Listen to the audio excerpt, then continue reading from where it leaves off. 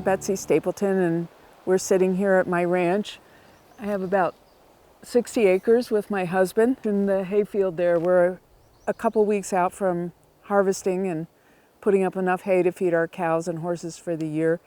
My husband grew up in a ranching community and ranching family in Nebraska, and then joined the military and ended up getting a college education in natural resources, but ended up being a civil engineer.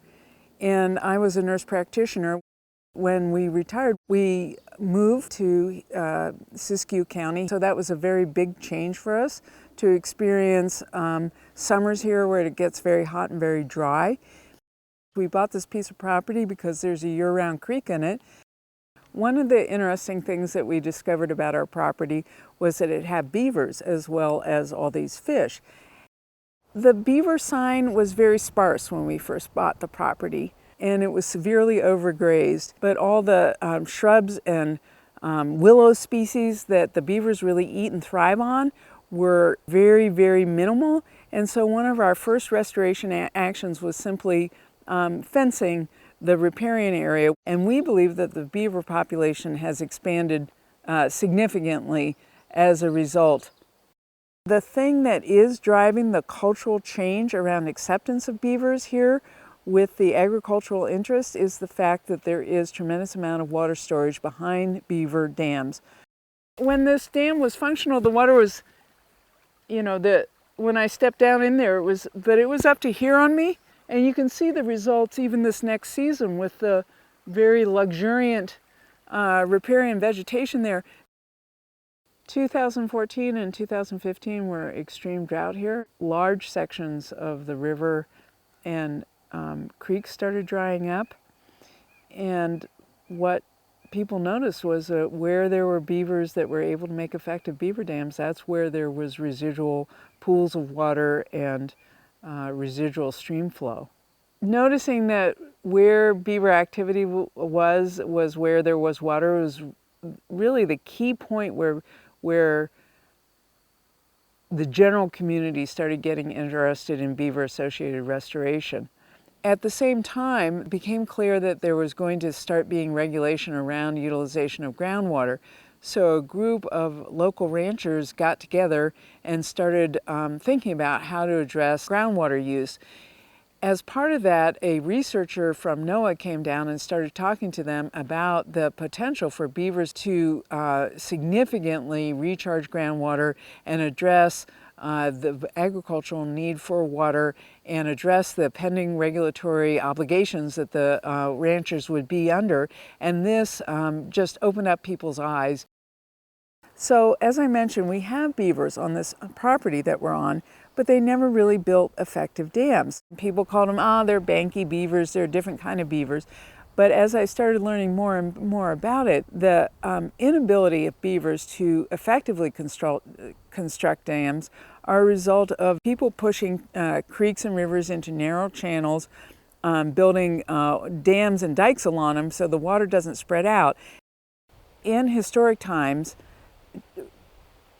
creeks and rivers were at the level of the floodplains, and when high flows came up, the intensity and velocity and force of the water was dispersed. Whereas if you have a beaver dam that's flowing through a narrow channel and water comes up, it's just going to wash it out.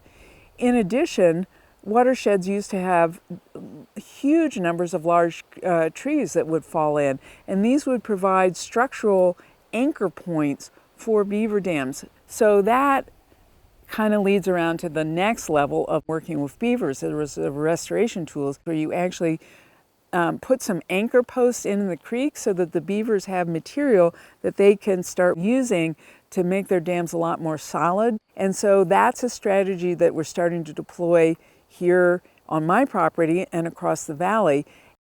Since beavers have been being tolerated more and more dams have gone in some critical locations, some of the large agricultural producers in the area have actually noticed some decreases in their pumping costs because of the elevation of groundwater associated with the beaver dams. And let me tell you, that can be a big motivator to support beavers on your property. There are people that are easily paying $1,000 a day in pump costs to be able to sprinkle their property and produce hay. And so reducing that by any percentage really makes a difference in terms of their bottom line. So this has very practical and quantifiable benefits for people who are dependent on the natural resources for their livelihood. There is a place in the valley where Beaver Dam Analogues have been installed now 4 or 5 years ago. In 2015, beavers moved in because there was water. They've turned them into completely natural structures.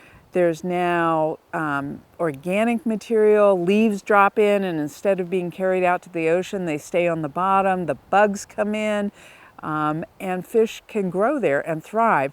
We raise several thousand coho salmon and similarly several thousand steelhead in that area too. The beavers keep extending the area. Last year we had, I think, estimated about 3 acres of prime coho habitat. We estimated that we raised somewhere in the vicinity of 5,000 to 6,000 coho. The Watershed Council started their beaver associated restoration by assisting landowners with dealing with problems that beavers cause. I have an irrigation ditch that transects my property and carries water to another property owner, and the beavers started building their dams in that ditch. They also started plugging up a culvert going under the road, and I can tell you my compassion and understanding for the difficulty of managing living with beaver went up dramatically when it was my problem. So providing an active outreach effort to landowners that acknowledges the realistic difficulties of living with beavers rather than just saying, oh no, it's easy to do. It is hard work. The Watershed Council has gone out and caged trees for landowners. We have a landowner that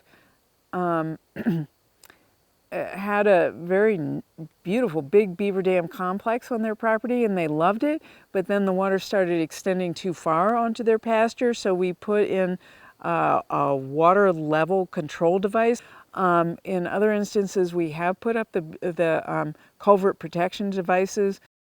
We're starting to try and evaluate, what if there was 1,000 beaver dams across the whole valley? How much water would we be able to retain on the landscape? How much agriculture could we support while at the same time having water in streams for fish, rather than it being a, someone wins, someone's lose? My vision for the future here in Beaver Valley is not that we return it to complete wetland from edge to edge. That's not a realistic vision. People live here, people have ranches, but what is possible is greatly expanding the amount of wetlands that are on the landscape.